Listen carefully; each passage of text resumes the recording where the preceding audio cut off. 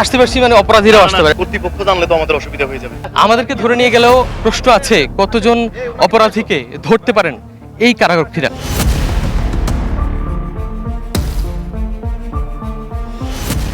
আসলে যেটি দেখতে পাচ্ছেন এটি মূলত কুমিল্লা কারাগার। এই কারাগারের ভেতরে যে কেউ চাইলে প্রবেশ এবং কেউ চাইলে বেরিয়ে আসতে পারে।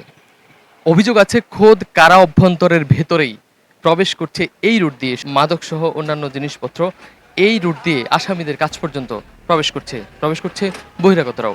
আজকে আমরাও প্রবেশ করব এই কারাগারের ভিতরে এবং দেখাবো একটি কারাগারের ভিতরে কত সহজে প্রবেশ করে বেরিয়ে আসা যায়। চলুন আমাদের সঙ্গে।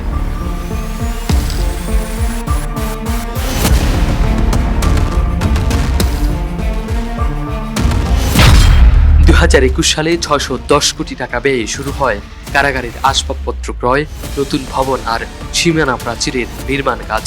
এরই মাঝে উন্মুক্ত হয়ে পড়ে বেশ কিছু অংশ। সেসব জায়গা দিয়ে অবাধে ঢুকতে ও বের হতে পারেন যে কেউ।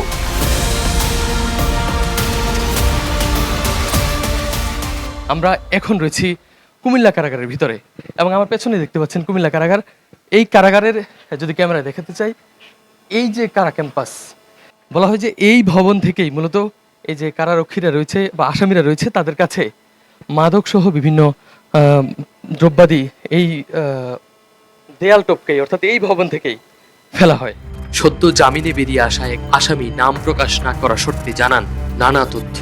সংস্কার কাজ চলা দেয়ালের ফাঁক গলে ঢুকে পড়ে অপরাধীরা। কারাবন্দীর স্বজনরাও দেখা করতে আসেন এই পথ দিয়ে। অভিযোগ রয়েছে মাদকের দেনদরবারও চলে এই ভবন থেকেই। দেয়ালের কানেকশন আছে, দেয়ালটা ওই দিক দিয়ে ভাঙা হওয়ার কারণে বাহির থেকে আসামির যারা লোকজন আছেন, আত্মীয় স্বজন বা যারা মাদক কারবারি আছেন, তারা এই ভাঙা দেয়ালটা দিয়ে এই ভবনগুলোতে ওঠেন। গাঁজা বা এগুলো তারা ভালোভাবে বল আকারে পেঁচিয়ে, ট্যাপ দিয়ে পেঁচিয়ে তারা কিন্তু এগুলো ফেলে। পাশাপাশি অন্যান্য বিভিন্ন ধরনের অস্ত্র, দেশীয় অস্ত্র, ছোটখাটো অস্ত্রগুলো তারা কিনে ফেলে।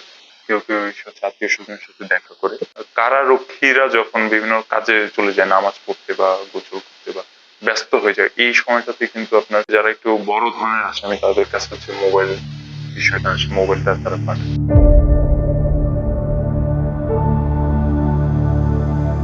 কুমিল্লা কারাগার আসলেই কতটা অনিরাপদ এই ভবনটি দেখলে, এই অবস্থাটি দেখলে আসলে অনুমান করা সম্ভব। চলুন আমরা দেখে আসি কিভাবে কারাগার থেকে বের হতে হয়। সবার অবাধ চলাফেরা থাকলেও কারারক্ষীদের বাধার মুখে স্টার নিউজ। বেরিয়ে আসার ঠিক আগ মুহূর্তে ঘটে এই ঘটনা। এভাবে তো ভিডিও করা যায় না ভাই, আমাদের তো সমস্যা। যদিও বেশিরভাগই থেকে যায় ধরাছোঁয়ার বাইরে। ভাই এই ভাই প্লিজ ভাই আর ভিডিও করেন না ভাই।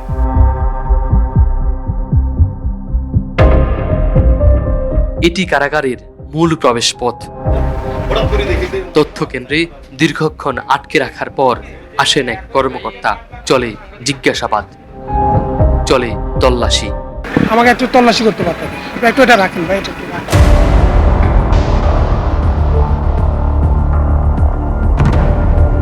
নানা অজুহাত দেয়া হলেও কেবল নিরাপত্তা ব্যবস্থা নিয়েই নেই কোনো সদুত্তর। আপনাদেরকে ধরতে পারলাম না ঠিক আছে, কিন্তু আপনি তো আমাদের সীমানা পাশে যেহেতু নাই আর আপনি তো লুকাই গেছেন। যদিও চলে সমান তালে হয়রানি। কিছুক্ষণ পর আবারও ফিরে আসেন সেই কর্মকর্তা, চাপ দেন ক্যামেরা বন্ধ করার। ভাই এই যে ক্যামেরাটা অফ করেন ভাই, এই যে ক্যামেরাটা অন করা আছে মনে হয়। অবশেষে নিজেদের অসহায়ত্বের কথা স্বীকার করে কারা কর্তৃপক্ষ। আসলে আমাদের যেহেতু সীমানা প্রাচীর নাই, এখন আমাদের করণীয় কি? আমাদের যেহেতু সীমানা প্রাচীর নেই, আমাদের তো এখানে করণীয়, আমাদের স্টাফ হলো সংকীর্ণ। আমরা পুরো কারাগারকে তো আমরা নিরাপত্তা দেওয়া আমাদের পক্ষে সম্ভব না। আমাদের এখানে স্টাফ প্রয়োজন 600, সেখানে আছে আমাদের 400। এমন নিরাপত্তা ব্যবস্থা নিয়ে শঙ্কা প্রকাশ করেছেন অপরাধী বিশ্লেষকরা। আমার দীর্ঘজীবী ছোট্ট অভিজ্ঞতায় যে এটা একেবারে একটা অসম্ভব ঘটনা ছিল। কারাগারের মাঝে উইদাউট এনি পারমিশন কোনো আনঅথরাইজড পার্সন ভিতরে যাওয়ার কোনো সুযোগ নেই।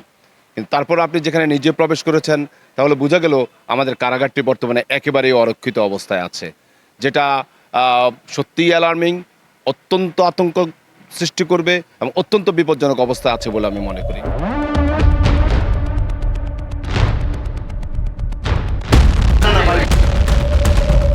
এরপর বেরিয়ে আসি আমরা, দেখে আসি 2500 বন্দি নিয়ে কতটা অরক্ষিত এই কারাগার। আব্দুল্লাহ আল মারুফ, স্টার নিউজ, কুমিল্লা।